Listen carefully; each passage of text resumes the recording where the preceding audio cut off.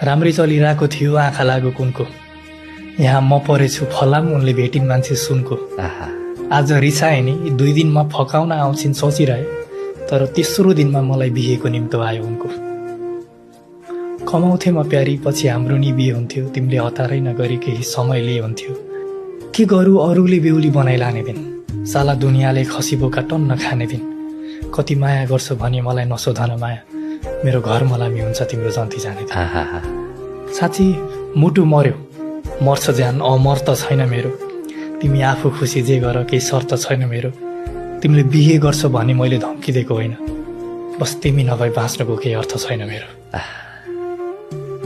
लगेपछि परैले मेरी सानीलाई अब भन्नु भने के भन्नु आफै जानीलाई। अब हिजो सिरानी हो तिमी सोची मस्त निदाइदिन्थे, आजको सम्झेर अङ्गालुमा सिरानीलाई। अब